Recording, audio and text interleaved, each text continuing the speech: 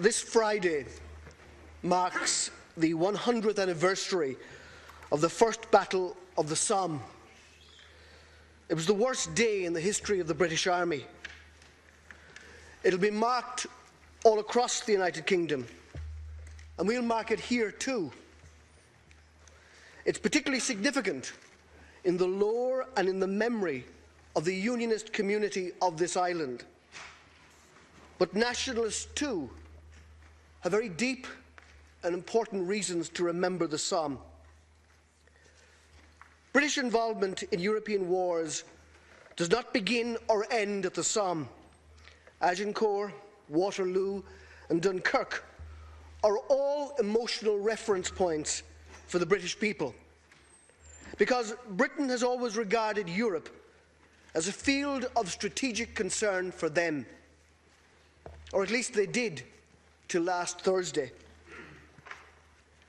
There is a terrible irony in the week that the Somme is remembered that the British people voted themselves out of the one organisation that has contributed most to the most peaceful period in European history. Because Europe is a continent where, if we don't work together in common purpose, we tend to war together. And it is precisely at the point when you become most complacent about war and the maintenance of peace that you imperil peace. And yet, this is what has been done. I said on Friday that I believed the vote of the British people was a tragedy, and it seems no less a tragedy to me today, a number of days later. The European Union has served as an arena in which the relationships between this island and our sister island have improved immeasurably. Our equal membership of the European Union and the additional prosperity that it has afforded the people of this state, alluded to by many of the contributors to the debate so far, has allowed us, for the first time in our history, to address and deal with the United Kingdom as an equal, not as a former colonial master. And it has also afforded the United Kingdom to see the former colony as a true friend. That friendship was maintained despite the attempts by Sinn Féin and the IRA to set us apart, to construct a winner-take-all relationship between our two states. That friendship persevered to the point that we were able, working together, to build a peace based on a settlement that was consented to by all the people of this island. It's no exaggeration to say, Ceann Comhairle, that this new relationship has been afforded a body blow by the referendum outcome last Friday.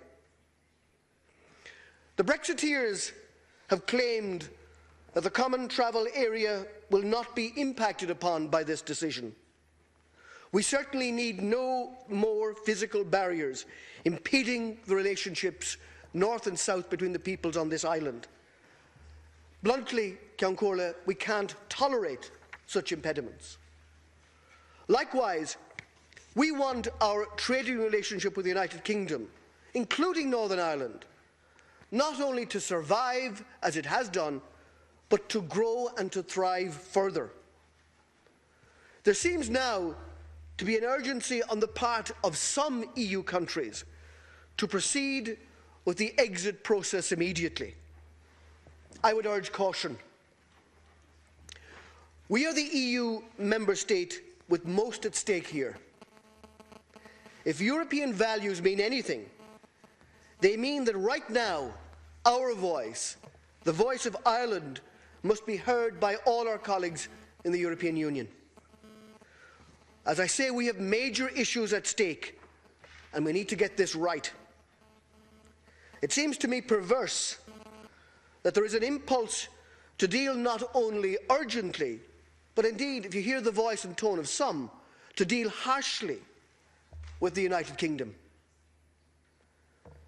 The European Union shouldn't be a pen in which the people are corralled for fear of the consequences of exiting. It is a partnership and has been built and envisaged as a true partnership, which meets the needs and aspirations of all our people, but a partnership which must also listen and hear the changing views of people. As the leader of Fianna Fáil has said, there are peculiar circumstances around the historic antipathy to the European Union that seems to abound in the United Kingdom. A relentless anti-European press, a nostalgia for the glory days of empire, and a concern about immigration. That Britain achieved her greatness because of her openness seem lost on many voters. Despite her small size, she remains unduly influential in the world, both politically and culturally. I believe she's put that eminence at risk. And I feel particularly sorry for young Britons who voted emphatically to remain in the European Union. They understand that if you're not moving forward in consort, you run the risk of going backwards. They understand that the modern world is multi-layered, that the global economy is bigger than any single member state, and that we can all be buffeted, big or small, by the waves of that multi-layered entity. It's difficult to deny, whatever one's view on Scottish independence is, that the events of the last week are of such magnitude now that they justify looking at the question that was determined by the Scottish people last year, looking at that question again. In like fashion, Sinn Féin have suggested that we do likewise on this island. And again, it's not difficult to understand the reasons why. One of the pillars of the settlement arrived at between the peoples of Britain and Ireland has now been cast aside unilaterally by the British people. But it is not the only pillar. In fact, Ceann Comhairle, it is not the primary pillar. The primary pillar remains the pillar of consent. We have no evidence that a border poll would change the status quo. In fact, the evidence is rather in the other direction. A lower nationalist turnout in this referendum and a reduced national vote in the recent Assembly elections are just examples of that. And I disagree that the sentiments of the Good Friday Agreement are met simply by a numbers count. The whole thrust of years of discussion was to win people over to the view of a common Irish homeland, not to do a sectarian head count. We should not devalue the border poll by an inopportune triggering of its use. And we should look to preserve, in the first instance, the real and substantial progress we've made and not allow us to slip backwards. The priority now must be to protect the political and institutional arrangements established by the Good Friday Agreement from potential instability. The status of both the United Kingdom and Ireland as EU member states is woven throughout that agreement. Indeed, one of the 6 North-South implementation bodies is the cross-border EU Special Programme Body, the SEUBP, which I had the honour of co-chairing for the last 5 years. And that really brought substantial benefits to peoples on both sides of the border. And one of the functions of the North-South Ministerial Council is to consider the EU dimension of all relevant matters, including the implementation of EU policies, programmes and proposals. We must make sure the transition for these institutions are smooth, free of turbulence, as we all, within our shared commitment and goodwill, can make the changes happen without breaking the sentiment and progress we've made in recent times. But there will be some inevitable disruptions. We're an island, off an island, of the continent of Europe. Our geography dictates our policies. Just to take one example, we have at present an all-island electricity market. The market is currently being redesigned to comply with European Union rules for a pan-European market. But does it make any sense to talk about a single European market in electricity when our only physical connections are with a country about to leave the European Union? The interconnectors will soon enough be importing and exporting power from the Union rather than trading it within a common European market. It is controversial enough to decide whether the North-South interconnector should be above or below ground.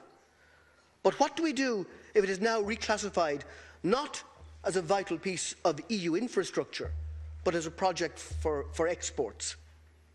In both electricity and gas, our only physical connections are with a country that is now leaving the European Union.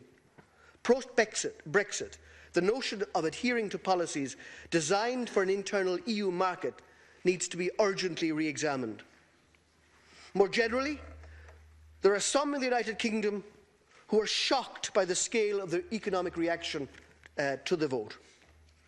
I think there are some in the United Kingdom who hadn't realised the disconnect within their own communities. There's perhaps a certain naivety because of the size of the UK economy, at least until last week regarded as the 5th largest economy in the world, albeit one with a sizable current account deficit.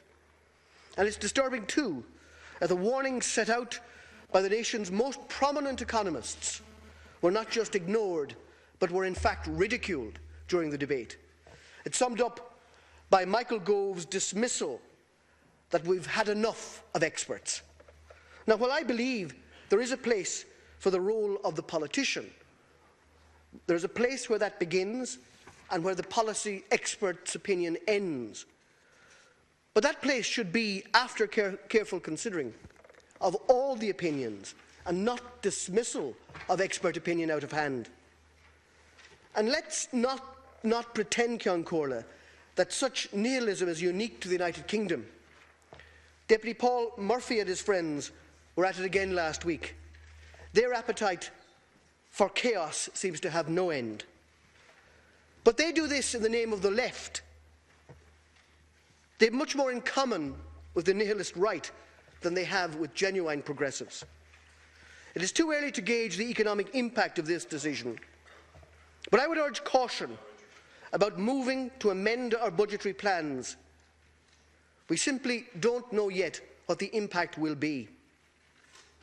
But if we believe, as the statement made by the Minister of Finance last week indicated, that the impact will be potentially negative, we shouldn't race to fundamentally order our budget plans, already believed by the Fiscal Council to be contractionary next year, in the hope that having further contraction would provide us with greater shelter.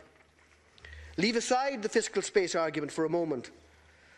I believe that that is largely an esoteric concept, difficult to calculate, and I've been involved in its calculation for the last number of years. If you think, for example, between February and now, if we believe the figures published last week, the size of the fiscal space has doubled. Our debt dynamics are miraculous, given that we're where we were as recently as 5 years ago. Our inflation dynamic is almost unhealthy.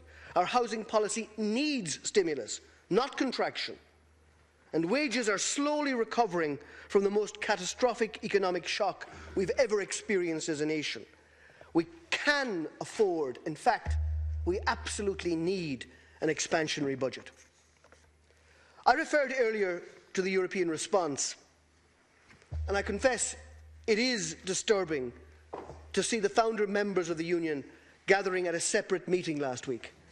And I welcome the comments of the Taoiseach this morning, I think probably aimed at the same gathering, to say that these matters will be determined by the European Council acting in consort, not by any select gathering of individual member states. On the 21st of January 1919, the members of this House gathering in the first Dáil declared the desire of our country to be ruled in accordance with the principles of liberty, equality and justice for all, which they stated can alone secure permanence of government in the willing adhesion of the people. The European Union has not secured the willing adhesion of the British people, and there are fears that the same result could be repeated elsewhere. It is time, surely, for Europe to realise that the best way for it to survive and indeed to continue to prosper, as most of us in this House want desperately to happen, is for it to serve its people more clearly and demonstrably. And right now, that means the return of economic growth to Europe. Many of the other concerns, including concerns about intra-union migration of people, are predicated on fears about the impact that that would have on jobs, on housing, and on access to public services. The perception is that these migration patterns add further pressure on already over-pressurised services, suffering from an obsessive focus on European budgetary controls. As we know, there is a balance to be achieved. We've worked very hard in the last 5 years to achieve that. And that's a point I've made again and again. But we need to ensure that we broaden our response to economic understanding.